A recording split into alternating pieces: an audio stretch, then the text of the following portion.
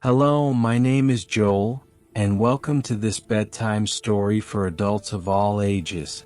A story crafted to soothe your soul as you drift into a deep and restorative sleep. Tonight, I want to take you on a journey. A journey of transformation, of rediscovery, of coming home to yourself.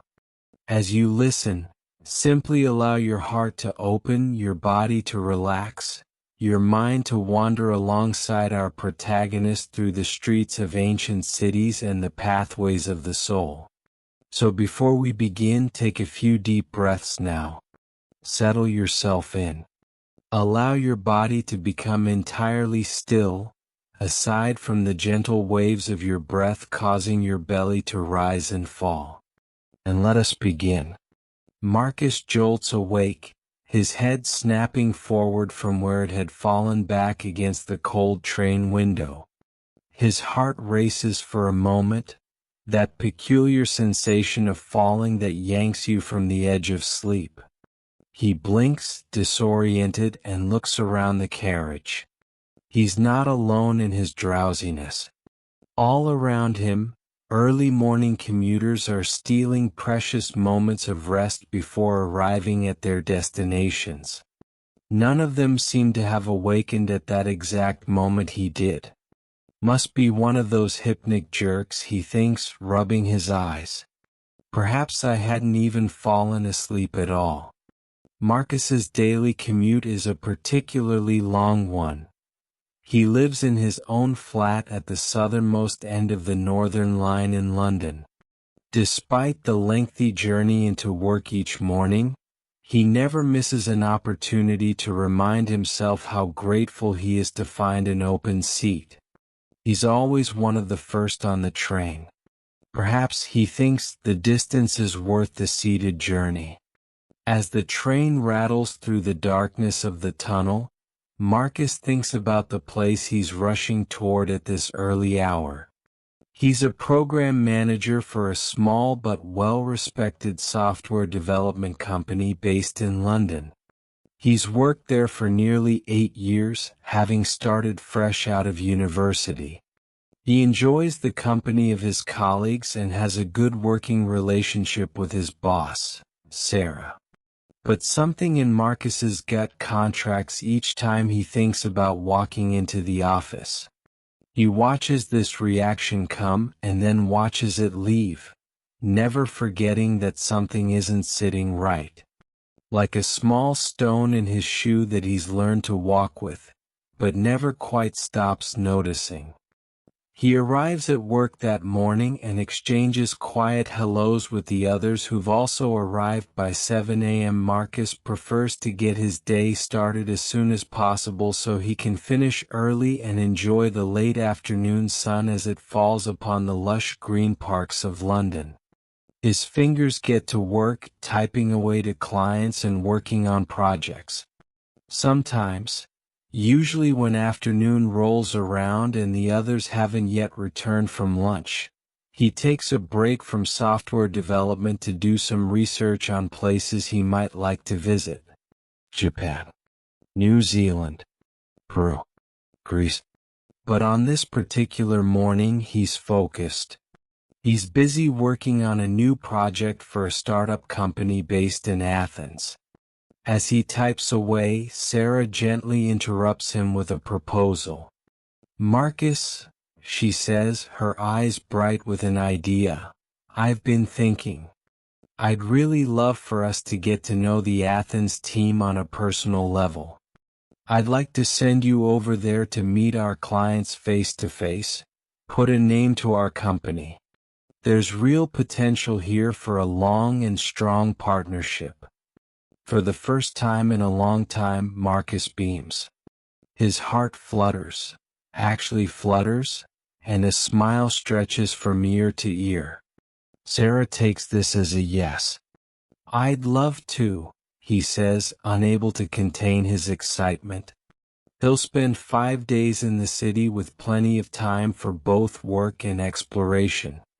That evening, as Marcus rides the train home, he feels something he hasn't felt in years: anticipation.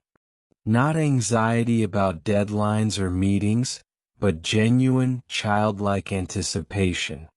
His mother, Elena, is Greek, having grown up just outside of Athens many decades ago. She moved to England when she was quite young, returning only a handful of times since then.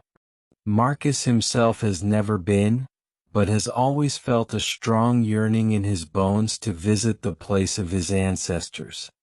Life has simply gotten too busy, he thinks. But he knows this is no excuse. Marcus returns home that night and begins packing immediately. He's not due to leave until the end of the week, but he struggles to contain his excitement. He calls his parents to tell them. They're both delighted, his mother especially, her voice catching with emotion. He rests in bed that night, looking out his window to the stars and the sky. The moon is nearly full, illuminating the city and the surrounding lands below. Planes pass by as flashing lights that effortlessly float across the universe. Soon he thinks, I will be inside one of these vessels. He hasn't flown since he was a teenager, and he's now approaching 30. Memories begin creeping into his mind. He thinks about his childhood and the strong bond he had with his grandparents. His grandfather on his father's side was a farmer. Marcus remembers trailing through the fields with him, and sometimes into the forest to collect wild berries and herbs. He always felt as if he were in a fairy tale when they wandered off into the woods. Something about it felt mystical. Perhaps it was the way the wind would rustle the leaves, or the sounds of the flittering birds. Perhaps it was the crunching of twigs underfoot. He loved the smell of evergreens and the way the light trickled in through the dense canopy overhead. Perhaps, he thinks, it was a blend of all these things. He remembers his mother's mother vividly too, the way she cooked, the way she laughed. She was incredibly kind and loving, and always requested that Marcus and his sister Sophia help in the kitchen. The two of them would rinse and dry the leafy greens and herbs, and then help their grandmother cook the pasta sauce. They'd stir and stir and stir as she added all sorts of aromatic herbs to the simmering tomatoes. It had been a long time since Marcus had cooked, a realization that stirs something deep in his belly. He misses it. He misses the slowness of time that enveloped him when he helped his grandmother prepare dinner. It's been too long. Far too long, he thinks. In this moment, Marcus vows to get back into the kitchen after returning from his trip to Athens. The week passes slowly until finally Friday arrives. With his bags packed, Marcus takes one last look around his apartment. He knows he's only gone for an extended weekend, but says goodbye anyway. On the train to the airport, Marcus admires the greenery of London's outskirts. The sun is shining, and the May blossoms are a sure sign that spring has arrived.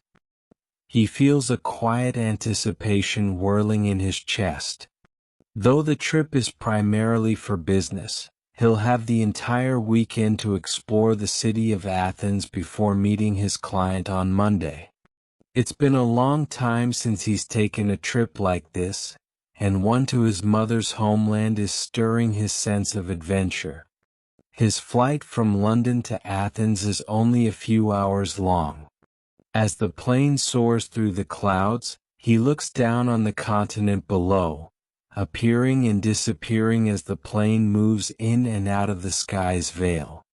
How miraculous, Marcus thinks, that humans are able to fly. As a child, he often dreamt about being able to fly. In one particular recurring dream, he would watch himself sprout wings and soar across open fields and oceans. He'd then awake thinking that perhaps the dream was a prophecy for his future. Marcus laughs softly to himself at the recognition of this memory. Perhaps this sort of flying isn't quite the same, but it's certainly close enough. The plane lands by early afternoon, and Marcus makes his way into the center of town. He's staying at a small guest house within walking distance of the city's ancient ruins.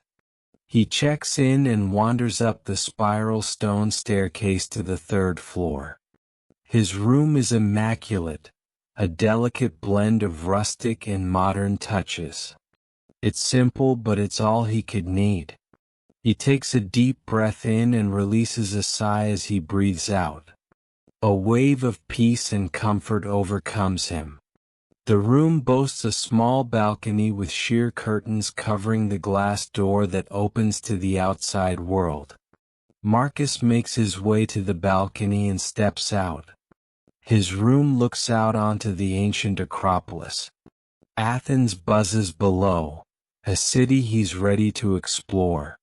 Marcus wanders through the narrow streets and alleys, through markets and along winding roads lined with trees. With no map, he feels entirely lost and yet without a concern in the world. He's taking the unknown road, allowing it to unfold as he goes, step by step. He takes a few sets of stairs and wanders along cobblestone pathways until he reaches the foot of the Acropolis. Staring up at this ancient fortress, Marcus feels for a moment as if he has wandered back in time. He wonders what it would have been like to live in ancient Greece.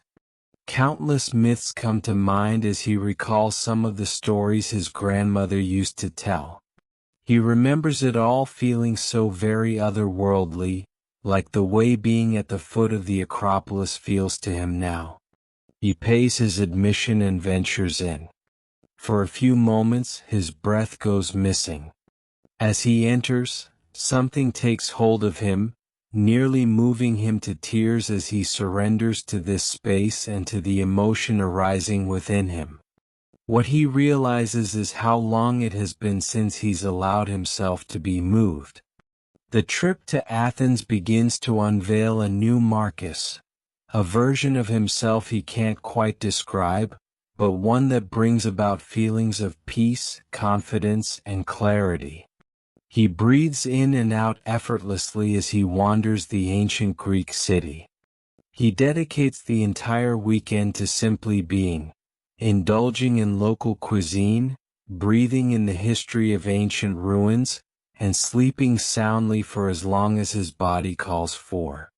All worries melt away as he grants himself permission to be entirely present with the land whose history courses through his veins.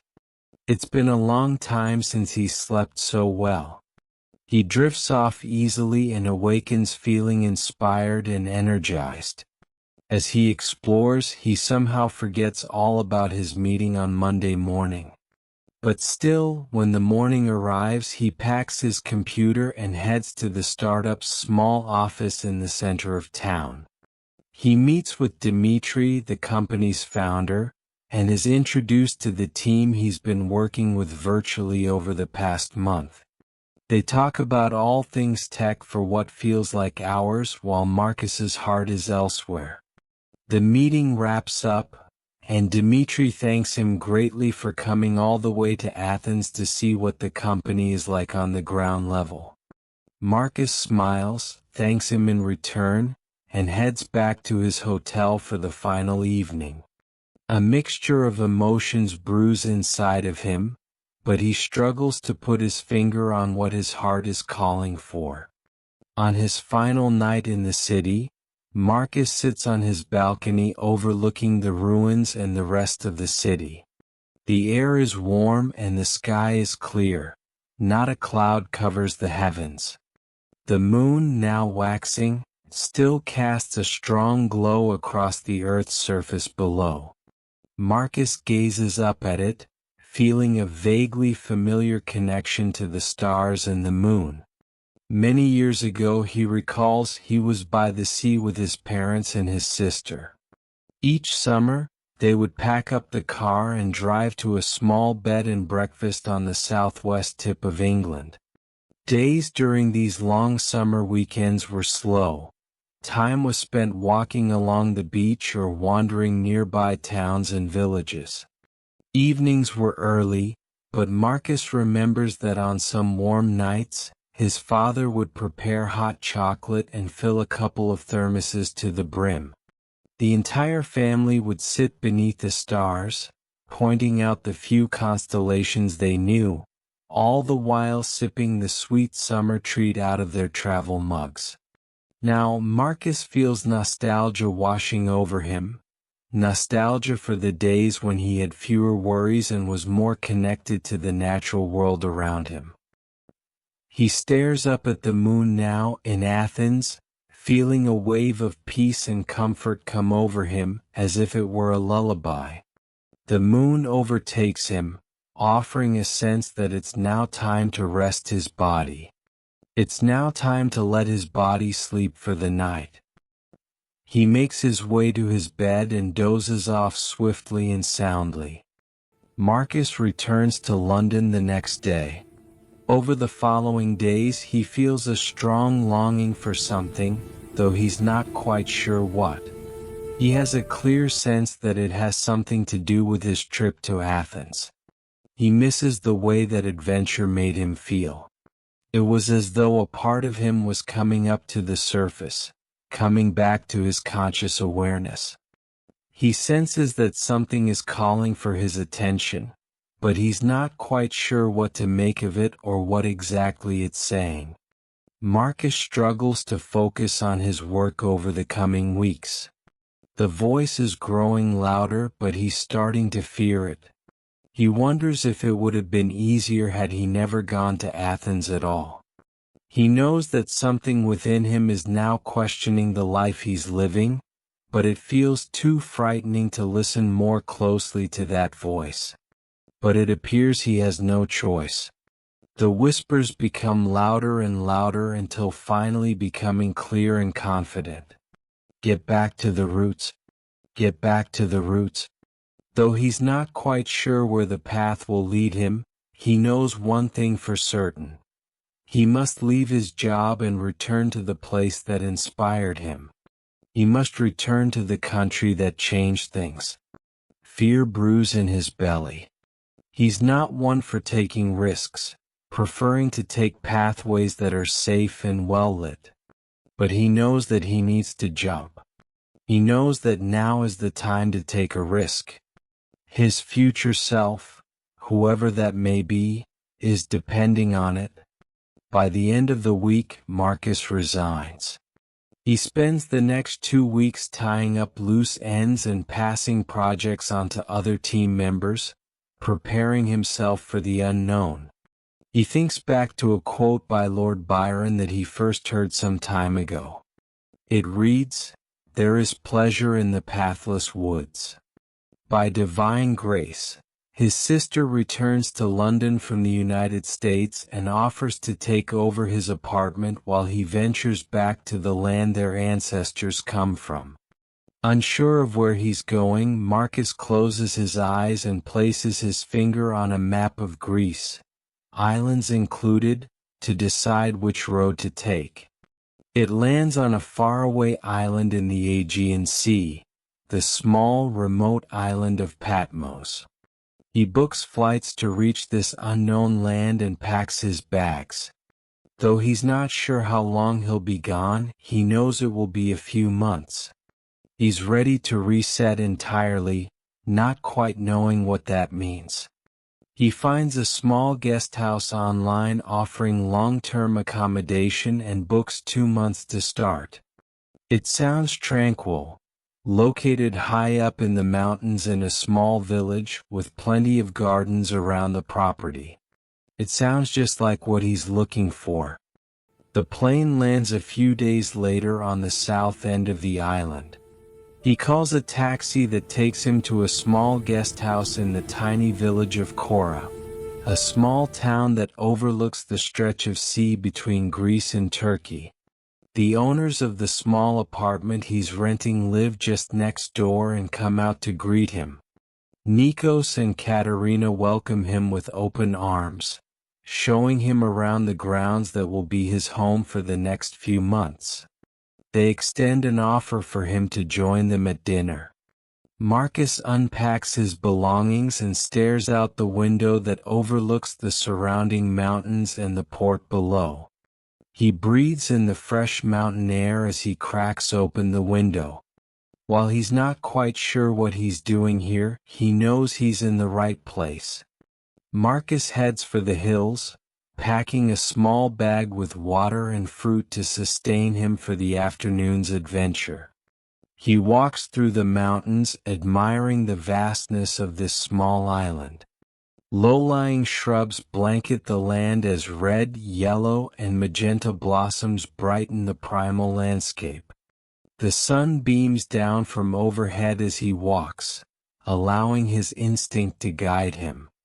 As he wanders the land with no plan and no goal to guide him, he realizes it's been years since he's walked this aimlessly, perhaps not since childhood. He feels free, completely untethered and prepared to begin again. He had expected to be overcome with jitters during these first few days, but he feels quite at peace instead. Occasionally, worried thoughts overcome his mind, pounding him with questions about what his plan is and what his intentions are. However, he knows that he doesn't hold the answers to these questions just yet. But he reminds himself that that's okay. Upon his return to the apartment, he witnesses how tired his body feels. He finds Nikos and Katerina and politely asks if he might join them the following night for dinner instead, as he's feeling tired from the day's activity. They tell him to rest well and let him know that he's welcome to join them anytime. Marcus slips quietly into bed and falls swiftly into a deep, deep sleep. That night he dreams. In his dream, he's an astronaut floating far away in outer space, looking down at the world and realizing how small it really is. From way out in the galaxy, the Earth feels like a very small home. He realizes it's just one planet amongst millions of other floating bodies in the universe. The dream brings him a sense of wonder, inspiration, and a newfound appreciation for the earth he lives on and for the life that courses through his body. From way up here, he can see that the earth is a home amongst other homes. And in the dream he thinks, wow, what a beautiful home I ended up living in.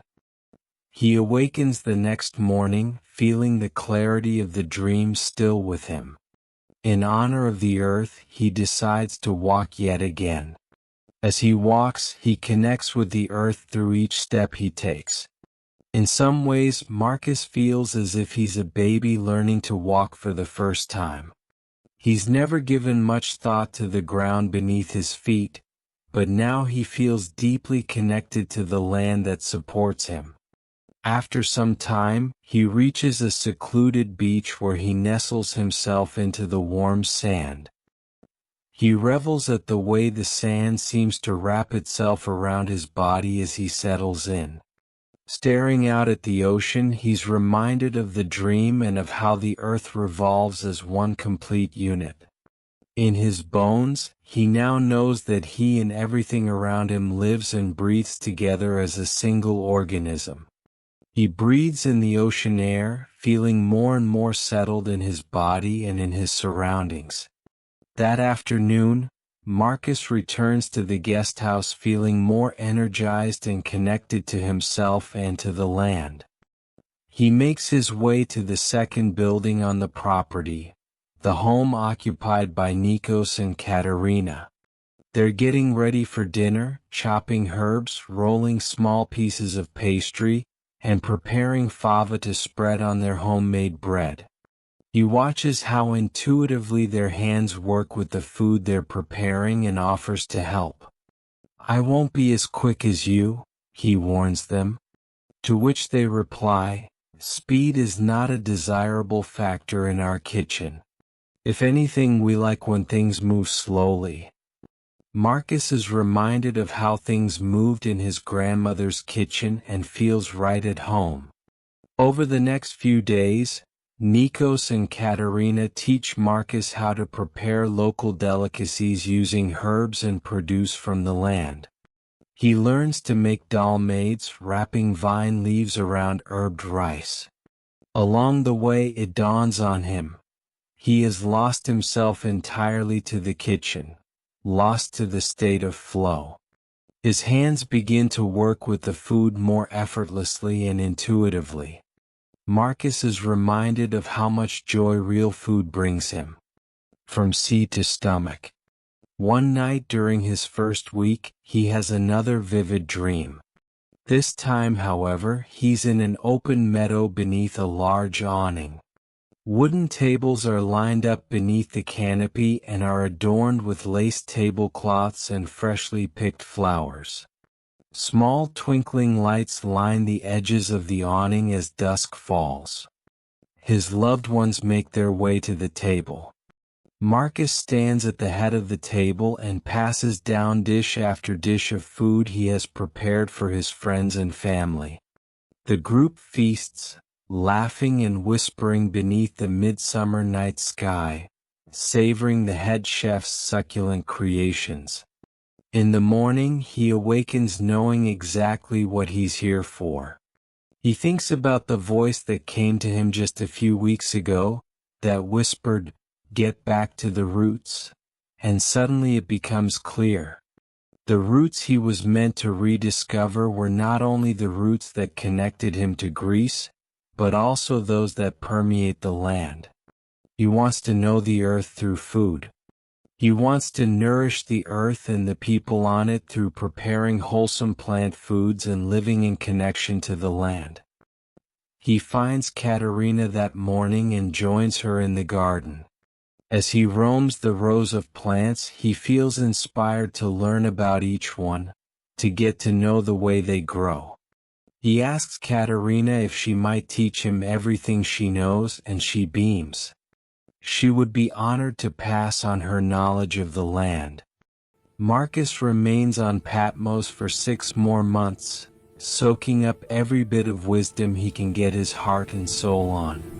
He learns to take care of the soil, to harvest, to forage, to cook. When his final month in Greece comes around, he feels prepared to bring his knowledge back to his more permanent home of London and to begin his life again.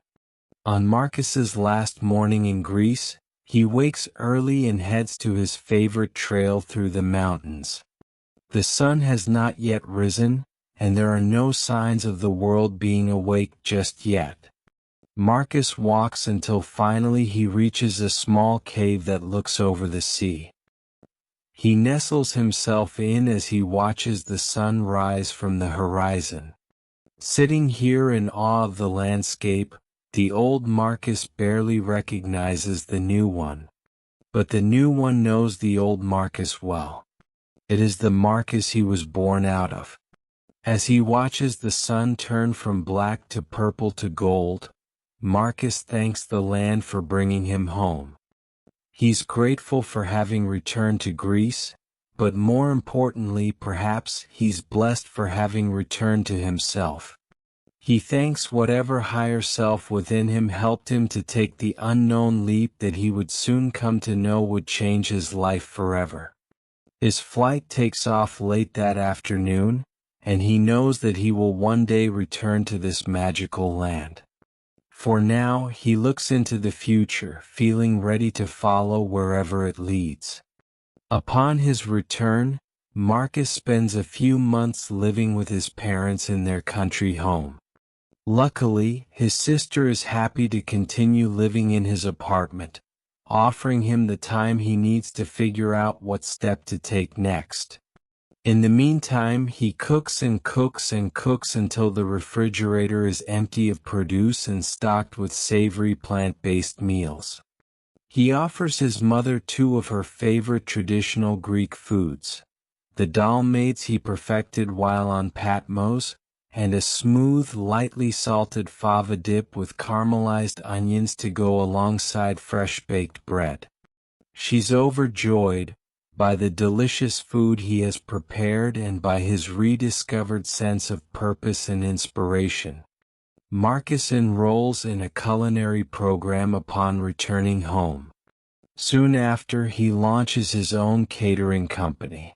He focuses on bringing plants to plates in a way that feeds the souls of all, nourishing both humans and the earth as one deeply integrated organism.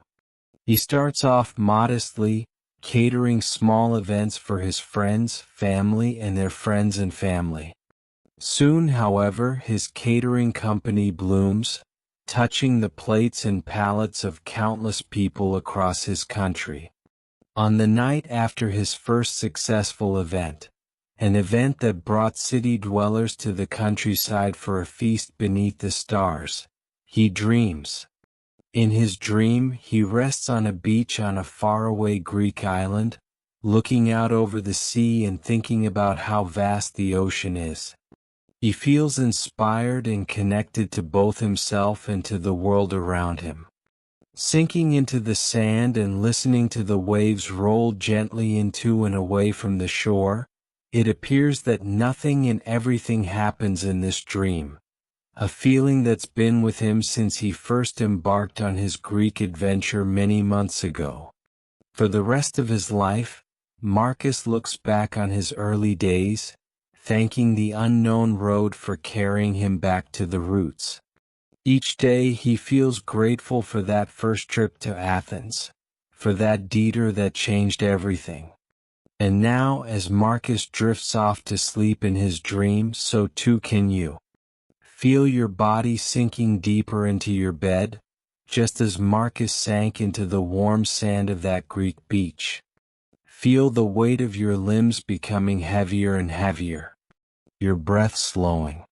Your mind quieting. You are safe. You are supported. You are home.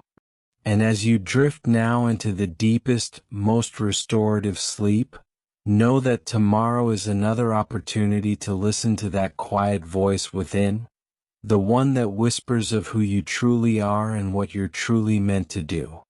Sleep well, dear friend. Sleep deeply. Sleep peacefully. Good night.